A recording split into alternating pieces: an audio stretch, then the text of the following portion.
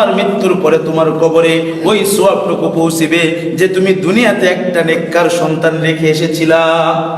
দুনিয়াতে একটা নেককার সন্তান রেখে এসেছিলা তুমি। ওই নেককার সন্তান ইয়াদউ লাহু, যখন তার বাবার জন্য হাত তুলে আল্লাহ রাব্বুল আলামিনের দরবারে দোয়া করবেন, আল্লাহ রাব্বুল আলামিন ওই নেককার সন্তানের দোয়া কবুল করিয়া বাবার কবরের আযাব মাফ করে দিবেন। সুবহানাল্লাহ।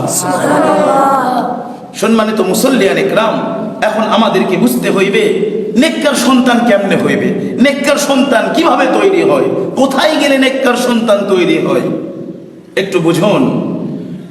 সম্মানিত মুসল্লিয়ান ইকরাম, এই দুনিয়ার বুকে যেমনি ভাবে বিস্কিট তৈরি করার ফ্যাক্টরি রয়েছে, এই দুনিয়ার বুকে যেমনি ভাবে চানাচুর তৈরি করার ফ্যাক্টরি রয়েছে, এই দুনিয়ার ভিতরে যেমনি ভাবে কাপড় তৈরি করার ফ্যাক্টরি রয়েছে, ঠিক তেমনি ভাবে এই দুনিয়ার বুকে নেককার সন্তান তৈরি করার একটা ফ্যাক্টরি রয়েছে। এখন বলুন, নেককার সন্তান তৈরি করার ফ্যাক্টরি কি?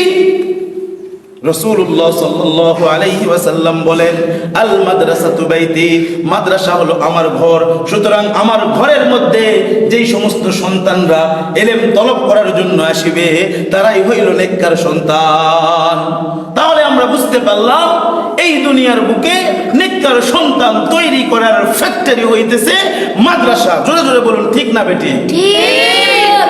সম্মানিত মুসল্লিয়ান ইকরাম, এই জন্য আমাদেরকে উচিত হইল এই দুনিয়া থেকে যাওয়ার পূর্বে এমন একজন সন্তান এই দুনিয়ার বুকে রেখে যাওয়া, আমার মৃত্যুর পরে যেই সন্তানটা আল্লাহ রাব্বুল আলামিনের দরবারে হাত তুলে দোয়া করতে পারে, আমার মৃত্যুর পরে আমার সন্তানটা আমার জানাজার নামাজ পড়াইতে পারে, আমার মৃত্যুর পরে আমার সন্তান 5 ওয়াক্ত নামাজের ভিতরে দাঁড়িয়া রব্বির হামহুমা কামা রব্বায়ানি সগীরা, এই দোয়া যেরকম করতে পারে, এই দোয়া যাতে করতে পারে এমন সন্তান রেখে আমাদেরকে এই দুনিয়া থেকে যাইতে হইবে।